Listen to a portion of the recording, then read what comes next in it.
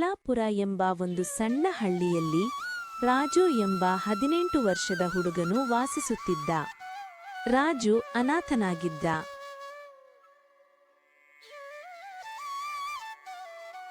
ಅವನ ತಾಯಿ ಅವನನ್ನು ಹೆತ್ತ ತಕ್ಷಣವೇ ವಿಧಿವಶಳಾಗಿದ್ದರು ಮತ್ತು ಅವನನ್ನು ಬೆಳೆಸುವ ಏಕೈಕ ಆಸರೆ ಅವನ ತಂದೆಯೇ ಆಗಿದ್ದರು.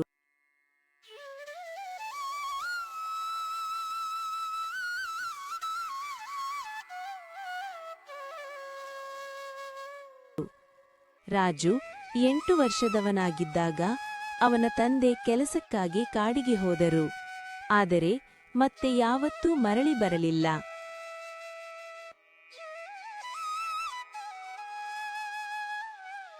ರಾಜು ಹಳ್ಳಿಯೊಂದರಲ್ಲಿ ಒಂದು ಹಾಳು ಬಿದ್ದ ಗುಡಿಸೆಯಲ್ಲಿ ವಾಸಿಸುತ್ತಿದ್ದ.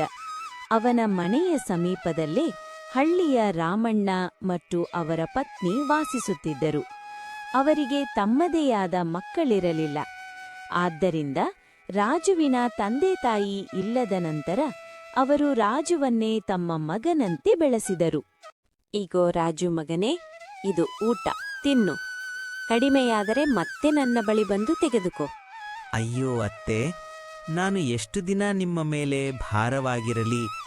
ಈಗ ನನಗೆ ತುಂಬ ನಾಚಿಕೆ ಆಗುತ್ತಿದೆ. ಮಗನೇ, ನೀನೇನು ಮಾತಾಡ್ತಿದ್ದೀಯಾ? ನೀನು ನಮ್ಮ ಸ್ವಂತ ಮಗನಲ್ಲ ಅಂದರೆ ಭಾರ ಅನ್ನೋದಾ? ಮುಂದೆ ಇಂಥ ಮಾತು ಬೇಡ, ಸುಮ್ಮನೆ ಊಟ ಮಾಡು. ರಾಜು ನಿಶ್ಚಿಂತೆಯಿಂದ ಊಟ ಮಾಡಿ ಊಟದ ನಂತರ ಗುಡಿಸಲಿಂದ ಹೊರಬಂದಾಗ ರಾಮಣ್ಣ ಅವನ ಎದುರೇ ಕಾಣಿಸಿದರು. ರಾಜು ಮಗನೇ, ಊಟ ಆಯ್ತಾ?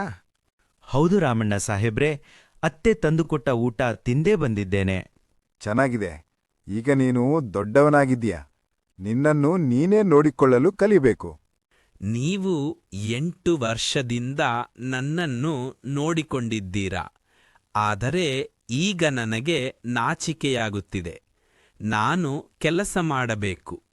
ಇದರಲ್ಲಿ ನಾಚಿಕೆ ಏನೂ ಇಲ್ಲ ಮಗನೇ. ನಾವು ನಿನ್ನನ್ನು ಯಾವಾಗಲೂ ನಮ್ಮ ಮಗನಂತೆ ನೋಡಿದ್ದೇವೆ. ಆದರೂ ನಿನಗೆ ಕೆಲಸ ಮಾಡಬೇಕು ಅನಿಸಿದ್ರೆ ಹಳ್ಳಿ ಹತ್ತಿರದ ಕಾಡಿಗೆ ಹೋಗಬಹುದು. ಈಗ ಅದು ಹಿಂದಿನಂತೆ ಅಪಾಯಕಾರಿಯಲ್ಲ. ಮರ ಕತ್ತರಿಸಬಹುದು, ಜೇನು ಸಂಗ್ರಹಿಸಬಹುದು. ಹೌದು ರಾಮಣ್ಣಾಜಿ, ನಾಳೆಯೇ ಕಾಡಿಗೆ ಹೋಗುತ್ತೇನೆ. ನನ್ನ ಕಾಲುಗಳ ಮೇಲೆ ನಿಂತು ನಿಮಗೆ ಸಹಾಯ ಮಾಡಬೇಕು. ಮರುದಿನ ರಾಜು ಕೊಡಲಿ ತೆಗೆದುಕೊಂಡು ಕಾಡಿನತ್ತ ಹೊರಟ. ಕಾಡಿಗೆ ಕಾಲಿಟ್ಟಾಗ ಅವನು ಯೋಚಿಸಿದ, ರಾಮಣ್ಣಂಜಿ ನನಗೆ ಬಾಲ್ಯದಿಂದ ತುಂಬಾ ಸಹಾಯ ಮಾಡಿದ್ದಾರೆ. ಈಗ ನಾನು ಅವರಿಗೆ ಸೇವೆ ಮಾಡಬೇಕು. ಅಷ್ಟರಲ್ಲಿ ಅವನ ಕಣ್ಣಿಗೆ ಒಂದು ಹದ್ದು ಕಾಣಿಸಿತು. ಅದು ಅವನನ್ನೇ ಗಮನದಿಂದ ನೋಡುತ್ತಿತ್ತು. ಈ ಹದ್ದು ನನ್ನನ್ನು ಇಷ್ಟೊಂದು ಏಕೆ ನೋಡುತ್ತಿದೆ? ಇದು ಬೇರೆ ಹದ್ದುಗಳಿಗಿಂತ ದೊಡ್ಡದಾಗಿ ಭಯಾನಕವಾಗಿ ಕಾಣುತ್ತಿದೆ ಎಂದು ರಾಜು ಯೋಚಿಸುತ್ತಿದ್ದ. ಅಷ್ಟರಲ್ಲಿ ಆ ಹದ್ದು ಅವನ ಬಳಿ ಹಾರಿ ಬಂದು ಮಾನವ ಸ್ವರದಲ್ಲಿ ಮಾತನಾಡಿತು. ನಾನು ನಿನ್ನನ್ನು ಚೆನ್ನಾಗಿ ಗುರುತಿಸುತ್ತೇನೆ. ನಿನ್ನ ಹೆಸರು ರಾಜು. ನೀನು ಮೋಹನ್ನ ಮಗ. ರಾಜು ಭಯದಿಂದ ನಡುಗಿದ. ಇದು ಹೇಗೆ ಸಾಧ್ಯ? ನೀನು ಹದ್ದು, ಮಾನವನಂತೆ ಹೇಗೆ ಮಾತನಾಡುತ್ತಿದ್ದೀಯಾ? ನಾನು ಒಮ್ಮೆ ಮಾನವಳಾಗಿದ್ದೆ, ಆದರೆ ಒಬ್ಬ ತಾಂತ್ರಿಕನ ಶಾಪದಿಂದ ಹದ್ದುಗಿದ್ದೇನೆ. ನಿನ್ನ ತಂದೆಯ ರಹಸ್ಯಗಳನ್ನೆಲ್ಲ ನನಗೆ ಗೊತ್ತು. ಅವರು ಜೀವಂತವಾಗಿದ್ದಾರೆ. ನಾನು ಹೇಗೆ ನಿನ್ನ ಮಾತನ್ನು ನಂಬಲಿ? ನಿನ್ನ ತಂದೆ ಎಲ್ಲಿದ್ದಾರೆ ಎಂಬುದು ನನಗೆ ಗೊತ್ತು. ಆದರೆ ಅದಕ್ಕೂ ಮುಂಚೆ ನೀನು ನನ್ನನ್ನು ಶಾಪದಿಂದ ಮುಕ್ತಗೊಳಿಸಬೇಕು. ಈ ಮಾತಿನು ಕೇಳಿ ರಾಜುನ ಮನದಲ್ಲಿ ಭಯ ಉಂಟಾಯಿತು. ಭಯಗೊಂಡ ರಾಜು ಅಲ್ಲಿಂದ ಓಡಿ ಹಳ್ಳಿಗೆ ಹಿಂತಿರುಗಿದ. ಈ ಕಾಡು ತುಂಬಾ ಅಪಾಯಕಾರಿ. ಇಲ್ಲಿ ಪ್ರಾಣಿಗಳು ಮಾನವನಂತೆ ಮಾತನಾಡುತ್ತವೆ ಎಂದು ಆತ ಭಯಗೊಂಡ. ಅತ್ತೆ ರಾಜುವಿಗೆ ಊಟ ಕೊಡಲು ಬರುತ್ತಳೆ. ಏಕೆ ಇಷ್ಟ ಗಾಬರಿಯಾಗಿದ್ದೀಯಾ ಮತ್ತು ಬೆವರುತ್ತಿದೆಯಾ? ರಾಮಣ್ಣನ ಹೆಂಡತಿ ಊಟ ಕೊಟ್ಟು ಹೋಗುತ್ತಳೆ. ರಾಜು ರಾತ್ರಿ ಊಟ ಮಾಡಿ ಮಲಗುತ್ತಾನೆ.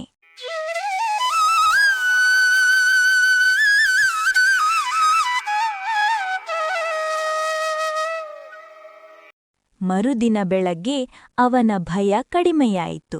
ನಾನು ಹುಟ್ಟಿದ ನನ್ನ ತಾಯಿ ತೀರಿಕೊಂಡಳು. ನಾನು 8 ವರ್ಷವಿದ್ದಾಗ ನನ್ನ ತಂದೆ ಕಾಡಿಗೆ ಹೋದರು, ಮತ್ತೆ ಬಾರಲೇ ಇಲ್ಲ. ನಾನು ಅನಾಥನಾದೆ, ಹಾಗೂ ಊರಿನಲ್ಲಿ ಯಾರೂ ನನ್ನ ತಂದೆ ಬಗ್ಗೆ ಕೇಳುವುದಿಲ್ಲ. ರಾಜು ಹದ್ದು ಇರುವ ಜಾಗಕ್ಕೆ ಹೋದನು. ಹದ್ದು ಮೊದಲೇ ಅಲ್ಲೇ ರಾಜು ಬರುವುದನ್ನು ಕಾದು ಕುಳಿತಿತ್ತು. ಹದ್ದು ಅವನನ್ನು ಕಂಡು ಹೇಳಿತು, ನಿನ್ನ ತಂದೆಯಂತೆ ನೀನು ಧೈರ್ಯಶಾಲಿ. ನನಗೆ ತಂದೆಯನ್ನು ನೋಡಬೇಕು. ಮೊದಲು ನೀನು ನನ್ನನ್ನು ಶಾಪದಿಂದ ಮುಕ್ತಗೊಳಿಸಬೇಕು. ನೀನು ನಿನ್ನ ತಂದೆಯ ಬಗ್ಗೆ ಚಿಂತೆ ಬಿಡು. ನೀನು ನನ್ನ ಗೆಳೆಯ ಅಂದುಕೋ. ನೀನು ಮೊದಲು ಬಡತನದಿಂದ ಹೊರಗೆ ಬಾ. ನಿನಗೆ ಸಂಪತ್ತು ಗಳಿಸುವ ದಾರಿ ತೋರಿಸುತ್ತೇನೆ. ಹದ್ದು ಅವನನ್ನು ಒಂದು ಗುಹೆಗೆ ಕರೆದುಕೊಂಡು ಹೋಯಿತು. ಅಲ್ಲಿ ಒಂದು ಪೆಟ್ಟಿಗೆ ಇತ್ತು. ಅದನ್ನು ತೆರೆದಾಗ ತುಂಬಾ ವಜ್ರಾಭರಣಗಳು ಇದ್ದವು. ಇವು ಎಲ್ಲಿಂದ ಬಂದವು? ನೀನು ಮೊದಲು ಶ್ರೀಮಂತನಾಗು, ನಂತರ ನಿನ್ನ ತಂದೆಯ ಬಗ್ಗೆ ಹೇಳುತ್ತೇನೆ. ಆದರೆ ಈ ರಹಸ್ಯವನ್ನು ಯಾರಿಗೂ ಹೇಳಬಾರದೆಂದು ಎಚ್ಚರಿಸಿತು. ರಾಜು ಪೆಟ್ಟಿಗೆಯನ್ನು ಮನೆಗೆ ತಂದಾಗ ರಾಮಣ್ಣ ಹೆಂಡತಿ ತೆಗೆದು ನೋಡುತ್ತಾಳೆ. ತುಂಬಾ ವಜ್ರಾಭರಣಗಳು ಇದ್ದವು. ಈ ಪೆಟ್ಟಿಗೆ ನಿನಗೆ ಎಲ್ಲಿ ದೊರಕಿತು? ರಾಜು ಸತ್ಯ ಹೇಳಲಾಗದೆ ರಾಜು ಸುಳ್ಳು ಹೇಳುತ್ತಾನೆ. ನಾನು ಕಟ್ಟಿಗೆ ಕಡೆಯಲು ಹೋದಾಗ ಒಂದು ಗುಹೆ ಕಾಣಿಸಿತು. ಈ ಪೆಟ್ಟಿಗೆ ಅಲ್ಲಿತ್ತು. ಆ ಪೆಟ್ಟಿಗೆ ರಾಜನದು ಆಗಿರುತ್ತದೆ. ರಾಜನಿಗೆ ಒಪ್ಪಿಸಬೇಕು. ಅದನ್ನು ರಾಜನಿಗೆ ಒಪ್ಪಿಸುವಂತೆ ಹೇಳಿದರು. ರಾಜು ತನ್ನ ತಂದೆಯನ್ನು ಕಂಡುಕೊಳ್ಳುವುದು ಮುಖ್ಯವೆಂದು ಮೌನವಾಗಿ ಒಪ್ಪಿಕೊಂಡ. ರಾಜು ಮತ್ತು ರಾಮಣ್ಣ ಆ ಪೆಟ್ಟಿಗೆಯನ್ನು ರಾಜನ ಬಳಿ ತೆಗೆದುಕೊಂಡು ಹೋದರು. ರಾಜು ನನ್ನ ಮನೆ ಹತ್ತಿರ ಇರುವ ಹುಡುಗ. ಇವನು ಕಟ್ಟಿಗೆ ಕಡೆಯಲು ಕಾಡಿಗೆ ಹೋದಾಗ ಗುಹೆಯಲ್ಲಿ ವಜ್ರಾಭರಣಗಳು ದೊರಕಿದವು. ಆದರೆ ಅವು ನಿಮ್ಮದೇ ಎಂದು ತಂದೆವು. ಆ ವಜ್ರ ಆಭರಣಗಳು ರಾಜನದು ಹಾಗಿರಲಿಲ್ಲ.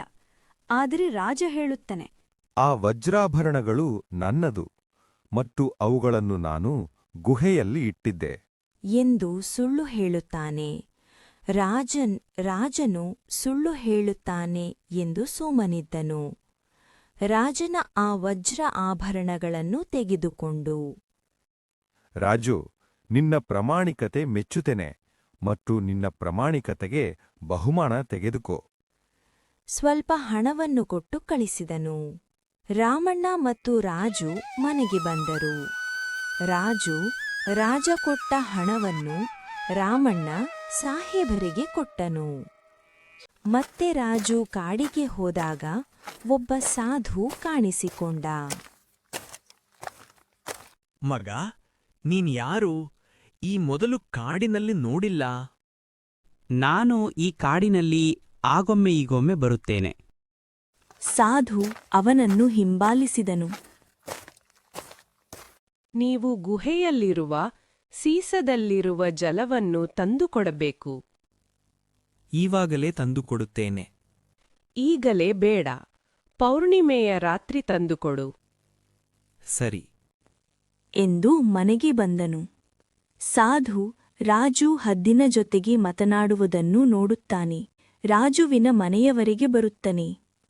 ರಾಜು, ಮಗ, ನೀನು ಕಾಡಿನಲ್ಲಿ ಮಾತನಾಡಿದ ಹದ್ದು ಅಲ್ಲ, ಅದು ಒಂದು ರಾಕ್ಷಸ. ರಾಜು ಸಾಧುವಿನ ಮಾತನ್ನು ನಂಬುವುದಿಲ್ಲ. ನನ್ನ ತಂದೆಯನ್ನು ಕಂಡುಕೊಳ್ಳುವುದನ್ನು ದೂರ ಮಾಡುತ್ತಾರೆ ಎಂದು ಕೋಪಗೊಂಡನು. ಪೂರ್ಣಿಮೆಯ ದಿನದಂದು ರಾಜು ಕಾಡಿಗೆ ಹೋದನು. ರಾಜು ಕಾಡಿಗೆ ಹೋಗುವುದನ್ನು ರಾಮಣ್ಣ ಮತ್ತು ಸಾಧು ನೋಡಿ ಅವನನ್ನು ಹಿಂಬಾಲಿಸಿದರು.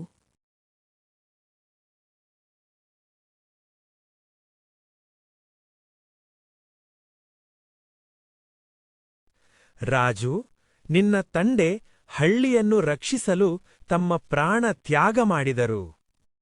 ಆ ರಾಕ್ಷಸ ಹದ್ದುವಿನ ಶಕ್ತಿ ಸೀಸದಲ್ಲಿರುವ ಜಲದಲ್ಲಿದೆ ಮತ್ತು ನೀನು ಆ ಜಲವನ್ನು ಹದ್ದುವಿಗೆ ಕೊಡಬೇಡ. ಅಷ್ಟರಲ್ಲಿ ಆ ಹದ್ದು ರಾಕ್ಷಸ ರೂಪವನ್ನು ತಾಳಿತು. ಆ ಜಲವನ್ನು ಬಾವಿಯಲ್ಲಿ ಹಾಕು. ರಾಜು ಆ ಸೀಸದಲ್ಲಿರುವ ಜಲವನ್ನು ಬಾವಿಯಲ್ಲಿ ಹಾಕಿದನು. ರಾಕ್ಷಸ ಹದ್ದು ಸುಟ್ಟು ಭಸ್ಮವಾಯಿತು. ಆ ದಿನದಿಂದ ರಾಜು, ರಾಮಣ್ಣ ಮತ್ತು ಹಳ್ಳಿಯ ಜನರು ನಿಶ್ಚಿಂತೆಯಿಂದ ಜೀವನ ಸಾಗಿಸಿದರು.